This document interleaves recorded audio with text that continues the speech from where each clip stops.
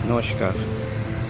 आज मैं जो ये वीडियो आपको दे रहा हूँ, मैं आपको बतलाना चाहता हूँ बंगाल का काला जादू और टोना ये किस तरह से लोगों को बर्बाद करके रख देता है।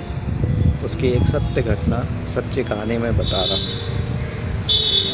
तो मैं आपको ये बतला दूँ कि मैं इस कहानी के माध्यम से आपको सूचित करना चाहता हूँ कि बंगाल में जो ये काला जादू और टोना होता है, उसमें विशेषकर लड़कियाँ, औरतें, मतलब नवविवाहिता हों या विवाहित हों या कुंवारी लड़कियाँ हों, ज़्यादा ही प्रभावित होती हैं। अब क्यों होती हैं, इसका कारण मैं नहीं जानता हूँ, लेकिन मैं जो बता रहा हूँ उससे सावधान हो जाइए कि जो है, सबसे पहले तो आप ये देखिए कि जादू टोना वो भी बंगाल में किस तरह से किया जाता है। यदि कुंवारी लड़की नहाने के बाद अपने अंतर्वस्त्र, पैंटी, ब्रा वगैरह बाहर सूखने के लिए डाल देती, वो कभी ना करें। यदि गायब हो गया तो उससे बहुत जल्दी ही आपके ऊपर भयंकर विपत्ति आ सकती है। दूसरा, जो नहाने के बाद कंघी से बाल काटती हैं और बाल का गुच्छा निकलता है कंघी में फंस के, तो उसको इधर उधर फेंक देती हैं, कभी ना करें, उससे भयंकर जादू टोना हो सकता है। तीसरी बात, आपके माहवारी के जो कपड़े हैं उसको जो है किसी खुलेआम इधर उधर ना फेंके। उसको यदि किसी ने पा लिया, तांत्रिक ने, तो आपकी ज़िंदगी नरकमय हो जाएगी। और जिनका विवाह होने वाला वो सावधान है। यदि वो हल्दी, मतलब जो हल्दी वाली रस्म होती है, वो उसके कपड़ों को रस्म के बाद यथासंभव जितनी जल्दी हो सके जला के राख कर देना चाहिए। यदि हल्दी वाले कपड़े किसी के भी हाथ लग गए, चाहे वो वर पक्ष में हो या वधू पक्ष में हो, भयंकर विपत्ति का सामना करना पड़ेगा। जादू टोना बड़े भयंकर रूप से होता है। दूसरा, नवविवाहिता औरतें होते अपने मंगलसूत्र का ख्याल रखें। वो यदि किसी गलत हाथों में पड़ गया तो भयंकर विपत्ति का सामना करना पड़ेगा। प्रेत शक्ति आपको ऐसे बांध लेगी कि आपका वैवाहिक जीवन बहुत ही खराब हो जाएगा। तीसरा, ये जो सेहरा होता है या मुकुट बांधा जाता है या वो होता है, उसका ज़रा सा ख्याल रखिएगा। यदि सेहरा या मुकुट, कोई भी चीज़ किसी तांत्रिक के हाथ में पड़ गया तो भयंकर अनिष्ट की कामना करता है। और जो है सिंदूर और सिंदूरदानी का ख्याल रखिए। उसको कहीं छुपा के रखिए, सबके सामने ना रखिए। सिंदूरदानी को हमेशा जो है छुपा के रखिएगा, उसको साफ़ सुथरा करके रखिएगा। यदि सिंदूरदानी गायब हो जाती है, उसमें सिंदूर भरा है और आपने उसका यूज कर लिया है, आपके ऊपर भयंकर मुसीबत आ सकती है। आशा करता हूँ कि जो मैं बताने जा रहा हूँ सच्ची घटना है, और जिसको मैंने ठीक किया वो जो आपके जो है आपको बतलाएगा कि आपको कैसे सावधान रहना है। मेरे पास एक कोलकाता से फ़ोन आया था। वो जो कोलकाता के थे वो मिस्टर संदीप भट्टाचार्य का फ़ोन आया था कि बाबा जी, मेरी लड़की की शादी आगामी 2 माह में होने वाली है, और जो है लेकिन उस शादी के पहले कुछ रिचुअल हुए थे, उसके बाद से वो बिल्कुल मानसिक रूप से पागलपन जैसा व्यवहार करने लगी। रात में उसके कमरे से चीखने चिल्लाने की आवाज़ आती है। रात में एकाएक उठ के गायब हो जाती है। घर के किसी कोने में चुपचाप पड़ी मतलब बेहोश सी पड़ी रहती है। उसके मुंह पर हाथ पर खरोंचे के निशान होते हैं, कपड़े अस्त व्यस्त होते हैं। तो मैंने कहा, और जो है जैसे जैसे विवाह की तारीख नज़दीक आ रही है, लड़की की मनोदशा बिल्कुल भयंकर होती चली आ रही है। तो मैंने कहा लड़की करती क्या है? तो कहते हैं कि वो यहीं कोलकाता में एक बड़े इंजीनियरिंग कॉलेज से बीटेक 3rd ईयर में है। उसका विवाह जो है जिसके साथ हो रहा है वो मल्टीनेशनल कंपनी में, किसी फार्मास्यूटिकल कंपनी में अच्छी जॉब में है, एरिया मैनेजर वगैरह है। और उनके घर वाले बहुत ही अच्छे हैं, हर संभव जो है क्या करते हैं, उन्होंने कोई ना दहेज लिया ना किसी तरह से कोई बंधन किया। वो ये भी कहते हैं कि मेरी लड़की शादी के बाद भी बीटेक पूरा करेगी, चाहे तो एमटेक करे या कहीं कंपनी बैठे, वो कभी किसी चीज़ के रोका टोकी नहीं करेगी। वैसे भी मेरी लड़की जो है बिल्कुल घरेलू टाइप की है, खाना बनाने से लेकर गृह कार्य में सब कुछ दक्ष है और सुंदर तो बहुत है। बस चिंता ये लगी है कि पता नहीं क्या हो गया।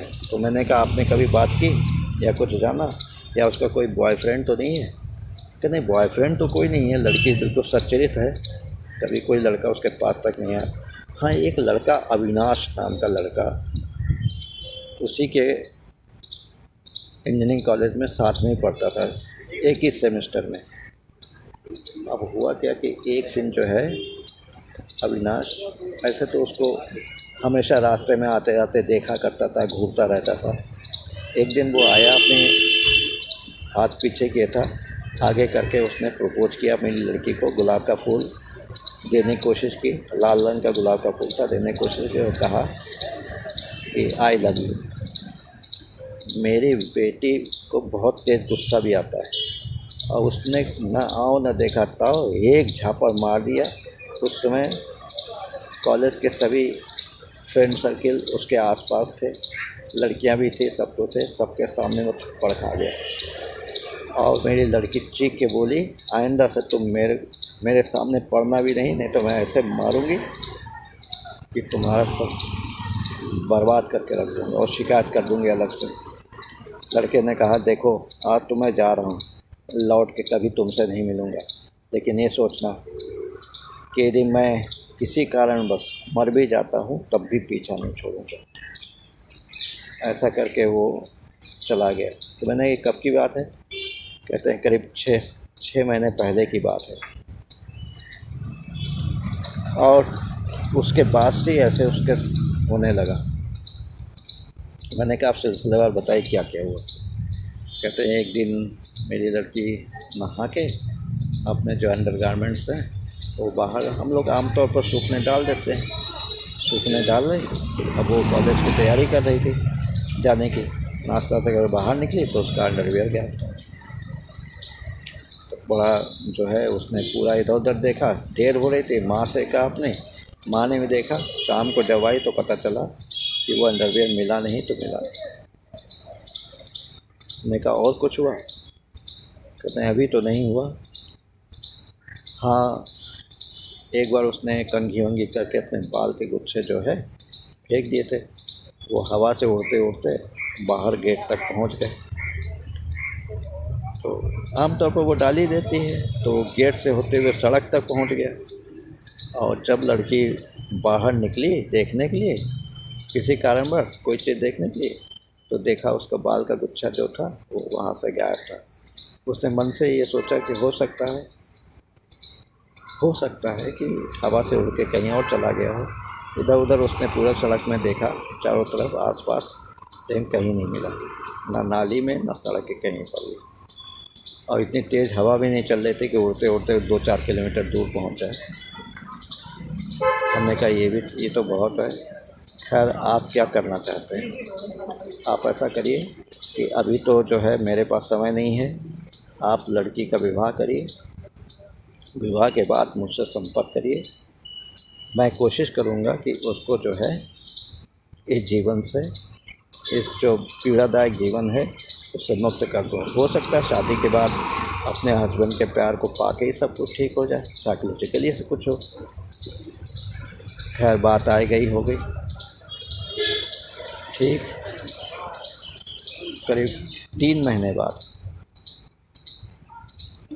अचानक फिर उनका फ़ोन आया। 3 महीने बाद उनका फ़ोन आया कि बाबा जी, मेरी लड़की के साथ बहुत बुरी दशा है, लड़की की बहुत बुरी दशा है।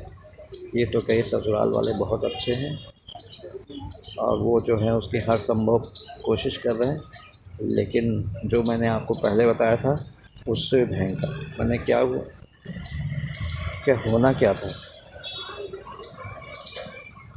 जब पहले दिन वो गई वहाँ पर, मतलब शादी वाले दिन हम लोग उसको ब्यूटी पार्लर ले गए सजाने के लिए। अभी ब्यूटी पार्लर में उसको मतलब उसका वो सब कुछ हो रहा था कि अचानक लाइट चली गई और उसी बीच में 5 मिनट के अंदर लाइट आई, लेकिन देखा गया कि उसके किसी ने कैंची से बाल काट दिए। पूरे ब्यूटी पार्लर में हड़कंप मच गया। अभी शादी के लिए वो तैयार होने आई है और उसका बाल काट दिया गया। सबसे पूछा गया, सबने इनकार कर दिया, लेकिन कैंची से बाल आड़े तिरछे काट दिए गए, बहुत सारा बाल। फिर किसी तरह से मामला हम लोगों ने को ब्यूटी पार्लर वालों को डांटा डपटा, मामला शांत हुआ कि करा क्या जा सकता, बाल कहीं मिला ही नहीं, किसने काटा वो भी पता नहीं चला। 5 मिनट के अंदर ही सब कुछ हो गया। फिर सज वज के वो आई तो शादी धूमधाम से हो गई, कुछ भी नहीं हुआ।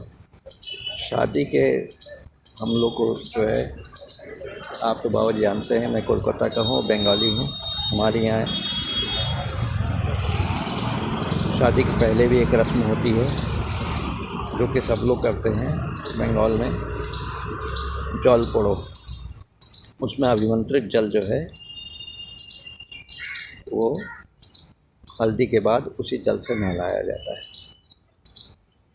तो वो भी हो गया, सब कुछ हो गया, इंगेजमेंट भी हो गया, शादी भी हो गई। शादी के दूसरे दिन बंगालियों में होता है कि उसी दिन सुहाग रात नहीं होती, एक दिन काल रात्रि कहलाता है, तो उसमें हस्बैंड वाइफ का, वाइफ हस्बैंड का ना मुंह देखता ना बात करता है। और उसके दूसरे मतलब शादी के तीसरे दिन जाके सुहाग रात होती है। और तो और क्या हुआ कि लड़की को सजा वजा के ब्यूटी पार्लर से हम लोग फिर ले आए। इस बार बिल्कुल सब लोगों ने कड़ा पहरा लगाया, औरतों ने, लड़कियों ने, कि उसको एक क्षण के लिए नहीं छोड़ा। पूरी अपने सामने कराया जैसे फिर से कोई दुर्घटना ना हो, बाल वाल ना काटे जाएं या कुछ। खैर कुछ नहीं हुआ, वो सज के फिर चली आई और वही सुहाग रात वाला होता। लड़का अपने दोस्तों में व्यस्त था। फिर उसके बाद भाभीयों ने उसको जाके, तो हम लोग बंगला में उससे कहते हैं फूल सज्जो, सजे हुए फूलों से सजा हुआ कमरा और बेड, उस पर जाके बैठा दिया। घूंघट काट के बैठ गई और उधर दोस्त लोग हंसी मजाक करते, खाना पीना सब हुआ। उसके बाद वो आया कमरे में, आके अपनी मतलब मेरी बेटी के पास बैठ गया और जैसे बेटी को छुआ और बेटी बिल्कुल आंखें कुड़कुड़ा के और भयंकर रूप से गुस्से में हो गई और कहा, दूर हटो, मैं अविनाश हूँ, मैं इसको इसकी जान से इसको मार दूँगा, इसको कहीं का नहीं रखूँगा, जान से मार दूँगा, अपने साथ ले जाऊँगा। इससे मैं प्रेम करता था, लेकिन इसने मुझको जो है सबके सामने चांटा मार दिया, जिसके कारण मुझको जो है सुसाइड करना पड़ा। और मैं मर के भी अब इसका पीछा, मैं कह के गया था कि पीछा नहीं छोड़ूंगा, अब इसका मैं ज़िंदगी भर पीछा नहीं छोड़ूंगा जब तक कि मर नहीं जाती, मैं इसको मार नहीं डालता। और उसने अपने जो हस्बैंड थे, जो बेचारे को सुहाग रात का पहला दिन, ऐसी जोर से धक्का मारा कि वो गिरा, उसके सर पे चोट लगे, खून बहने लगा। और मेरी लड़की भयंकर क्रोधित होकर सब सामान उठा के फेंकने लगी। जितने भी फूल वूल के लड़ी वड़ी सब झालर सब सजाई गई थी, सबको तोड़ के फेंक दिया, बिस्तर को उलट पुलट दिया, सामान तोड़ के रख दिया। शोर शराबा चीख चिल्लाहट सुन के घर वाले दौड़ के आए, देखा कि लड़के के सर से खून बह रहा, वो गिरा पड़ा है। उसको उठाया, उसकी मलहम पट्टी की, लड़की को शांत कराया। किसी तरह से वो शांत हुई, लेकिन वो रात तो बेकार हो गई। उसके बाद जो है, उसके बाद की स्थिति और भी ख़राब। सुहाग रात तो हो नहीं पाई, वो पोस्टपोन हो गई उस दिन। फिर 2-3 दिन बाद उसके सुहाग रात हुई। खैर कुछ हुआ नहीं ज़्यादा। फिर सुहाग रात के तीसरे दिन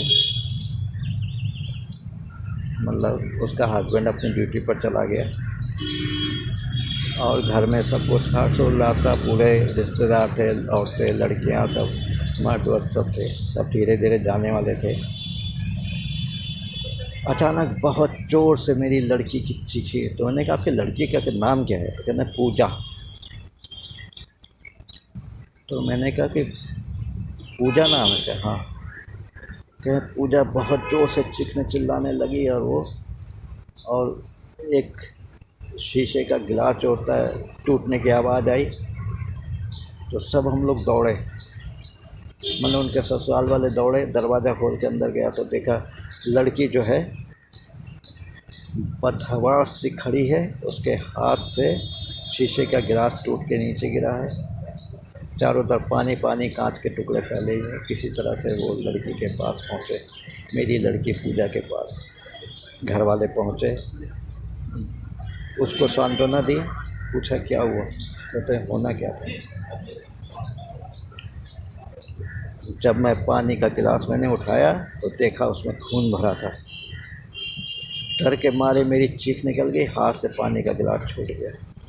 और ये देखिए मेरे सर से, मैं जहाँ मैं सिंदूर लगाती हूँ उससे देखिए खून टपक रहा है। तो घर वालों ने कहा ये तो हो ही नहीं सकता, क्योंकि जो है तुमने कोई सपना देखा होगा पूरा। क्योंकि ना फर्श पे खून का छिट्टा है, सिर्फ कांच के टुकड़े हैं और पानी फैला हुआ है। तुम्हारे सर से कोई भी खून नाम का वो नहीं, पसीना आ रहा है, बस इतना कह सकते हैं। खैर किसी तरह से उसको दिला के शांत किया।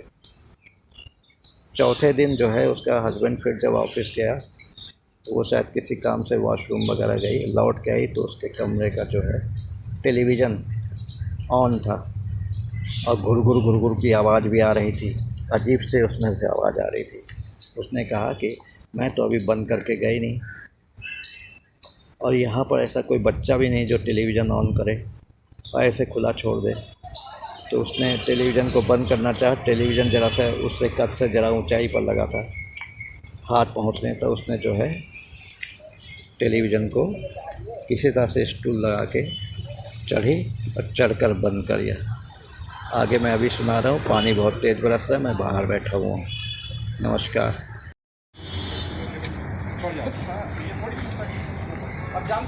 अब इतनी सारी दुर्घटनाएं एक साथ वो स्टूल पर चढ़ी, टेलीविज़न को बंद करने को हुई कि टेलीविज़न पूरा झम से नीचे आके गिर के चकनाचूर हो गया। टेलीविज़न के गिरने की और धमाके होने की और क्या कहते कांच के टूटने की सब आवाज़ एक साथ हुई, और लड़की की चीख की आवाज़। पूरे घर में सब दौड़ के देखा कि लड़की बेहोश से पड़ी है, टेलीविज़न टूटा पड़ा है। किसी तरह से पानी छिड़क के होश में लाया गया। लड़की उठी। लड़की जब होश में आई तो उसने बताया कि मैं वॉशरूम गई थी और कमरे में किसी ने टेलीविज़न ऑन कर दिया। मैं उसको बंद करने तो स्टूल पर खड़ी थी, पता नहीं क्या हुआ, टेलीविज़न पूरा नीचे आके गिर गया और मैं भी नीचे गिर गई और बेहोश हो गई। आगे क्या हुआ ये मुझे नहीं मालूम। सब लोग बहुत घबराए कि ये क्या हो रहा है। और फिर जब लड़की को देखा तो देखा उसके चेहरे पर और हाथ में नाखून के खरोंचों के निशान थे। घर में उस समय कोई भी मर्द नहीं था और कोई भी ऐसी औरत नहीं थी जो कि इस तरह से पागलपन की हरकत करे कि नवविवाहिता के चेहरे और हाथ को खरोंच मार के घायल कर दे, खून भी रिस रहा था। खैर वो भी बात हो गई। सब जो है ये होती चली गई। तो फिर जो है क्या कहते हैं, मैंने कहा फिर आप लोगों ने क्या किया? फिर करना क्या था? हमारे गुरुजी शमशान घाट में रहते हैं, कोलकाता का बहुत बड़ा शमशान घाट है, वहीं पर वो अघोरी हैं, वहीं पर ही रहते हैं।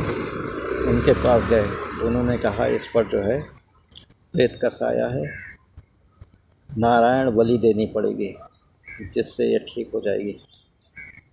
और उन्होंने ये भी बताया कि इसके जो मायके में हल्दी के बाद जो कपड़े थे वो भी गायब हो गए हैं, और आपके घर में जो आपके बेटे के हल्दी वाले कपड़े थे वो भी गायब हो गए हैं।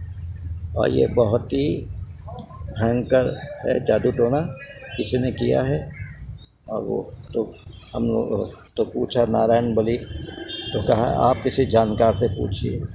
मावा जी मैं आपको फ़ोन करके इसलिए पूछ रहा हूँ ये नारायण बलि क्या होती है, आप हमको विस्तार से बताइए और क्या आप कर सकते हैं। तो हमने कहा हाँ, लेकिन 2-3 पंडित लोग करेंगे, पैसा कुछ खर्च होगा और मैं करवा दूँगा, मैं खुद रहूँगा और ये नारायण बलि हो जाएगा। तो उन्होंने फिर वायदा किया। फिर वो लखनऊ आए मुझसे मिलने, लड़की के साथ, पूरे परिवार के साथ, पुरुष भी थे महिलाएं भी थी। फिर मैंने नारायण बलि का अपने जो हमारे सबसे साधक लोग हैं सनातन धर्म के, उन लोगों से संपर्क किया। उनको कहा कि तुम लोग को पूरा खर्चा पानी मिलेगा, दक्षिणा वगैरह, नारायण बलि करा दो मेरे सामने। नारायण बलि में एक कुश होता है ना, कुशा, उसको और मट्टी से मिला के एक मानव आकृति बनाई गई। आँखों की जगह वो बड़े बड़े जो कौड़ियाँ होती हैं वो लगाए गए, और उसको पैंट कमीज पहना के बिल्कुल मुर्दे जैसा उसको एक जो टिकटी होती है बांस की बनी जिस पर मुर्दों को लिटाया जाता है, घास फूस के ऊपर रख के कफन के ऊपर, उसी तरह से उसको लिटा दिया गया। हवन कुंड, अब ये नारायण 5 पिंड बनाए गए चावल के, और शायद चावल या आटे के ऐसे थे बनाए गए। फिर उसके बाद जो है पूजा शुरू हुई। पहले दिन की पूजा हुई और लड़की तो बिल्कुल अत्यंत भयंकर रूप में आ गई। सर झूमना, वो करना, सर पटकना, है ना, अपने को नोचना, ये सब। फिर उसके घर वाले ले गए। पहले दिन की पूजा समाप्त हो गई, दूसरे दिन की हो गई। तीसरे दिन जो नारायण बलि देने वाली थे तो वही मानव आकृति वाला जो पैंट कमीज पहना के पुतले को जो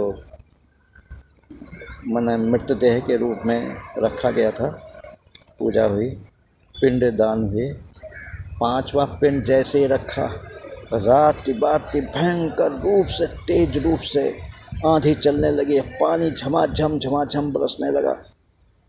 और जो है क्या कहते हैं, ये तो कहिए कि सब हम लोग सब शेड में बैठे हुए थे शमशान के, तो ज़्यादा पानी का असर नहीं हुआ। जैसे ही 5वां पिंड रखा, ऐसा लगा कि कड़कड़ाता हुआ बिजली चमकी, और साथ एक पेड़, बहुत बड़ा सा पुराना पेड़ शमशान घाट में झम से गिर पड़ा। कौवे और चिड़ियाँ जो उस पर बैठे थी काँव काँव शोर मचाते हुए उड़ने लगे। हवाओं का रुख तेज हो गया और चीख चिल्लाहट। उसी में हम लोगों ने देखा एक काले रंग की आकृति जो है झपट्टी पूजा पर। और क्योंकि मैं पहले से बिल्कुल अटेंशन था और मेरे साथ मेरे बहुत सारे शिष्य भी थे, उन्होंने तुरंत जो है पूजा को अपने घेरे में ले लिया। और उधर वो अघोरी बाबा भी कोलकाता से आए थे जिन्होंने पहले पूजा को देखा था। उन्होंने मंत्र पढ़ते हुए जल का छिट्टा मारा उस पर, और तीव्र अर्थनाद हुआ, मतलब बहुत तेज चीखा वो।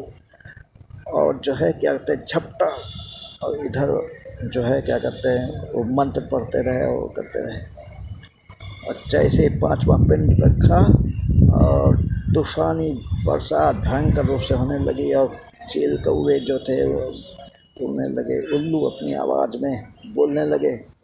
मतलब पूरा ऐसा लग रहा था पूरा शमशान प्रेत से मशान जाग गया हो। और उसके बाद वो फिर झपटा, और उसने पूजा के पास आने की पूरी कोशिश की, और वो हवन तो हो ही रहा था। हवन का अंतिम मंत्र पढ़ते जैसे सुहा किया गया, और जो है जल को उसी साए के ऊपर डाला गया। बहुत ज़ोर से चीखने की आवाज़ हुई, और वो जल जो है वो साया ऐसा लगा कि जैसे वो इतनी भयंकर बरसात में भी आग का गोला बन गया। पूरी आग की लपटों से वो जलने लगा और खूब चीखने चिल्लाने लगा, और धीरे धीरे धीरे करके आग की लौ भी कम होती गई और वो वहाँ से सिर्फ थोड़ी सी राख के रूप में जैसे पड़ा रहा। ये हुए नारायण बलि, और ये मेरी कहानी का अंत है। पूजा का बताऊं कि पूजा उसके बाद बिल्कुल ठीक हो गई और उसने पूरा बीटेक भी पूरा कर लिया। उसके ससुराल वालों का बहुत सहयोग रहा। अब वो अपनी घर गृहस्थी में बहुत खुश है और बीटेक के एग्ज़ाम भी उसके जो हैं सुना है मैंने कि हो गए हैं, और उसके बाद वो जॉब करेगी। इस तरह से जो है ये कहानी ख़त्म हुई। बस इतना ज़रूर कहूँगा कि जो जो मैंने कहा है उस पर ध्यान रखिए, अन्यथा बंगाल के जादू टोने से आपको जो है बहुत, वो जब से वो जौल पड़ा हुआ, वो उन्हीं के किसी नाते रिश्तेदारों में किसी महिला जलती होगी उससे, तो उसने किसी अघोड़ी से जल वल बना के उसके ऊपर वो मन हल्दी के बाद जो नहलाया जाता है उसे नहलाया, तो शायद वो भी हो। और जो वो उसके सामान सब गायब हुए हैं, और जो ये सब कारण था अविनाश को बहुत ज़ोर से जागृत करने का। इस तरह से ये हॉरर स्टोरी ख़त्म हुई, और ये नारायण बलि मेरी देख रेख में हुआ। नारायण बलि क्या होती है मैं कभी फिर बतलाऊँगा आपको। नमस्कार, जय हिंद, जय भारत।